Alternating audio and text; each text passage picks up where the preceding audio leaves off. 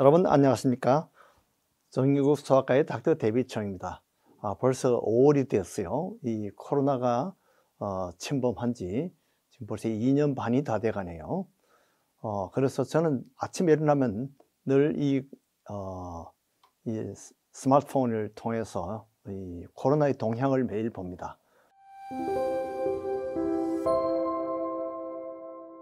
이제 한국 통계를 먼저 봐요. 왜냐하면 한국이 저희 형제들이 아직도 그 5명이나 있고 그 가족들이 많이 있기 때문에 그래서 한국 통계를 보니까 오늘 통계를 보니까 새로운 확진자가 이 5만 명이더라고요. 5만 명이면 사실 6개월 전에만 해도 뭐 400~500명 그랬는데 5만 명이면 굉장한 숫자지만은 그러나 또 한 달 전을 생각하면 뭐 40만, 50만 그러다가 5만 그러니까 지금은 10분의 1로 줄어드는 거죠. 그만큼 이제 안도의 한숨을 쉴 수가 있습니다. 새로운 사망자를 보니까 136명이 나왔고요. 전체적으로 이 치명률을 보면 아직도 0.13%입니다. 상당히 좋은 거죠. 미국이 약 1.2%라 그러니까 거의 미국의 10분의 1 정도밖에 되지 않아요. 그래서 이것을 보면 이 한국의 의료 기술이 미국보다도 10배가 더 좋아서 이렇게 치명률이 낮은가? 그런 건 아닐 거예요. 제가 보기에는 이 아시아에 있는 사람들, 한국 사람들, 아시아에 있는 사람들이 자연 면역력이 이 서양 사람들에 비해서 10배 정도 더 강하다고 그렇게 보고 있어요. 아마 아시아에 있는 사람들은 교차 면역이 있다고 봅니다. 이 코로나19는 아니더라도 코로나 감기로 이미 비슷한 면역을 갖고 있어서 이렇게 좋은 성적을 내고 있다고 그렇게 보는데요. 교차 면역이 있다고 그렇게 봅니다. 그리고 근데 발생률을 보면 지금 공식 통계가 보니까 뭐 33% 뭐 이런 날이 나오는데 실제 제 짐작에는 50% 이상이 될 것으로 그렇게 생각해요. 그러니까 한국 사람들의 거의 절반 이상이 이 코로나를 이미 알았다고 그렇게 보는데요. 우리가 뭐 K-방역 자랑할 때가 아니죠. 미국 통계를 이렇게 보면 지금 새로운 확진자가 약 7만 명대입니다. 몇 달 전에는 하루에 100만 명씩 나왔어요. 그러다가 또 3천 명으로 줄었다가 지금 다시 또 조금 늘은 게 이 정도입니다. 7만 명입니다. 그래서 새로운 사망자는 보니까 385명이에요. 치명률은 1.2%입니다. 근데 발생률은 지금 공식적으로 나오는 것은 25%지만은 실제 제 짐작에는 50% 내지 60% 이상 이미 코로나 병을 알았을 것 같아요. 지금은 상당히 소강 상태에 들어간 거죠. 그래서 왜 이렇게 소강 상태가 되었느냐? 절대 이거 백신 효과 때문에 그런 게 아닙니다. 아마 지금 60% 이상이 감염이 되어서 집단 면역이 되어서 이 정도로 지금 천천히 되고 있는 것으로 그렇게 봅니다. 이것은 절대 백신 때문에, 백신 덕분에 이렇게 집단 면역이 된 게 아닙니다. 물론 이 백신을 맞고도 많이 걸리고 또 3차 추가 접종 2번 맞고도 4차까지 맞고도 이미 걸린 사람들이 많이 있습니다. 그렇기 때문에 이것은 백신 효과가 아니라는 것을 우리가 알아야 됩니다. 자, 이스라엘 나라를 제가 보는데요. 이스라엘은 상당히 관심이 세계 백신 접종률이 세계 제1위입니다. 그런데 지금 발병률은 보니까 공식 발병률이 47% 나왔는데 실제 걸린 사람은 아마 60~70% 되지 않을까 지금 그렇게 생각하고 있는데요. 백신이 결코 병 걸리는 것을 막지 못한다는 것을 우리가 이 이스라엘 사례를 보면 우리가 확실하게 알 수가 있습니다. 어쨌든 치명률은 0.3%예요. 그러니까 한국보다는 높지만 미국보다는 훨씬 낮습니다. 그래서 우리 미국의 그 사망 통계와 한번 이렇게 비교를 해봤습니다. 미국에 2년 동안 이 코로나로 인해서 총 사망한 사람이 100만 명이 넘어요. 그런데 2021년도의 코로나 사망률은 46만 명입니다. 2021년도는 총 사망자는 346만 명인데, 자, 2020년도의 통계를 한번 비교를 해봤어요. 2020년도에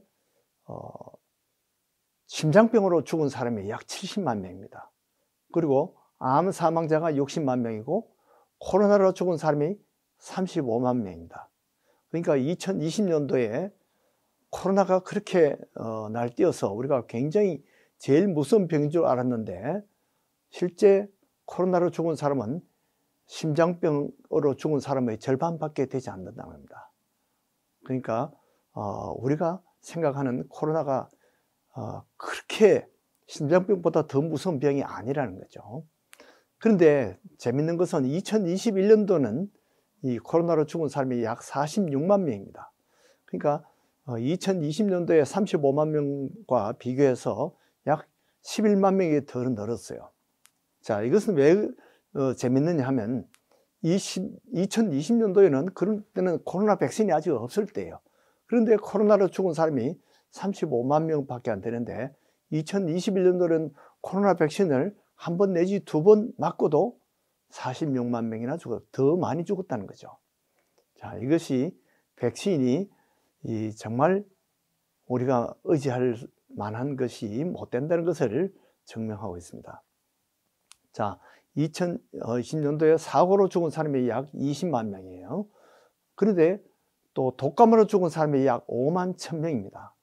그러니까 코로나 35만 명보다는 훨씬 적지만은 아직도 독감으로 죽는 사람이 1년에 5만 1,000명이나 된다는 것은 우리가 독감 예방접종도 일단 맞아야 된다는 것이죠. 자, 2020년도에 총 사망자를 한번 비교해 보니까 338만 명이 죽었는데요. 2019년도에 비해서는 285만 명에 비하면 약 50만 명이 늘었습니다. 추가 사망이 50만 명이에요. 근데 코로나가 죽은 사람이 2020년도에 35만 명이니까 나머지 15만 명은 코로나 때문에 병원이 의료 체계가 무너졌기 때문에 15만 명이나 더 사망했다고 볼 수가 있습니다. 그러니까 코로나 때문에 다른 사망률도 늘어난 거죠.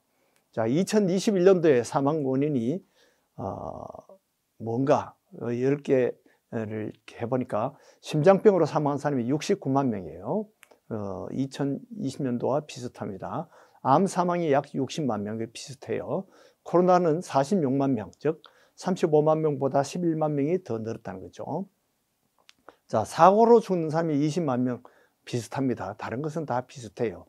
뇌졸중 16만 명, 만성호흡기 질환으로 15만 명, 치매로 죽는 사람이 13만 명, 당뇨병으로 죽는 사람이 약 10만 명, 독감으로 죽는 사람이 53,544명입니다. 신장으로 죽는 사람이 52,547명이니까 아직도 독감으로 죽는 사람이 신장병 때문에 죽는 사람보다 더 많다는 거죠.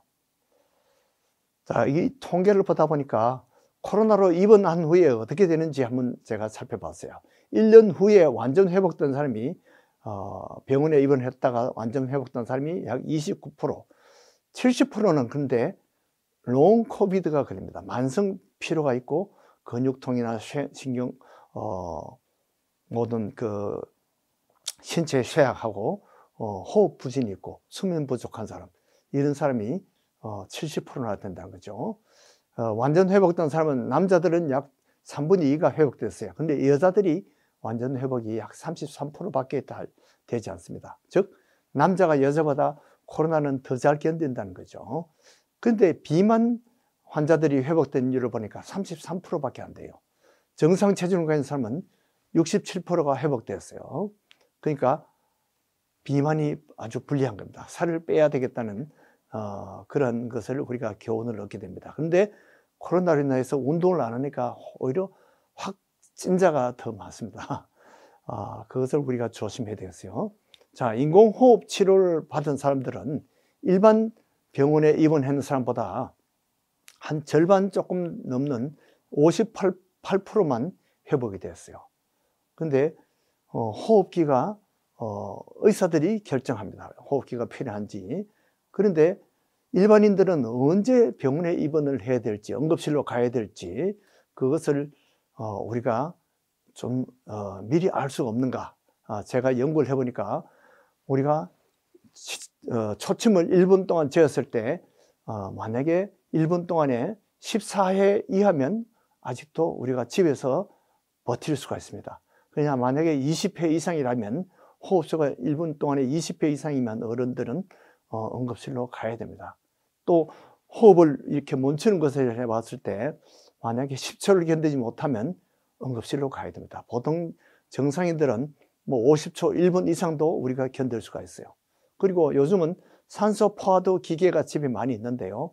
펄스 옥시미터가 만약에 94% 내지 100% 정도면 병원에 가지 않아도 됩니다. 그러나 93% 이하면 병원으로 가야 되고 산소 치료가 필요하다는 거죠.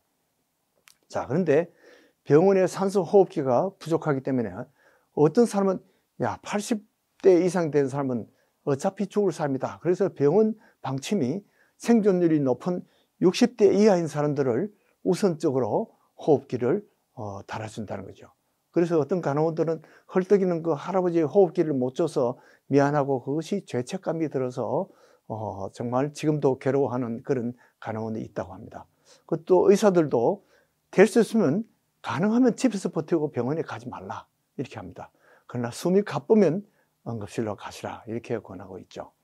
자, 그런데 오늘 이번에 통계에서 보니까 코로나가 가장 무서운 병인 줄 그렇게 우리가 알고 있는데 미국에서 보니까 3등밖에 안 돼요. 1등이 심장병이고 2등이 암이고 심장병, 암 다음으로 3등이 바로 코로나 사망률입니다. 자, 그런데 죽는 것보다 더 무서운 게 뭘까요? 바로 성경 히브리서 9장 27절에 보니까 한 번 죽는 것은 사람에게 정한 것이요 그 후에는 심판이 있으리니, 사실은 죽는 것보다 더 무서운 것이 심판이 더 무서운 겁니다. 그러나 요한복음 5장 24절에 보면 예수 이름을 믿는 자는 죽음에서 생명으로 이미 옮겨졌다고 했습니다. 여러분들도 코로나 두려워하지 말고 암을 더 걱정하시기 바랍니다. 그리고 죽는 것보다 더 무서운 것이 심판이라는 것을 아시고 예수 믿고 안심하시는 축복을 누리시기를 바랍니다. 안녕히 계십시오.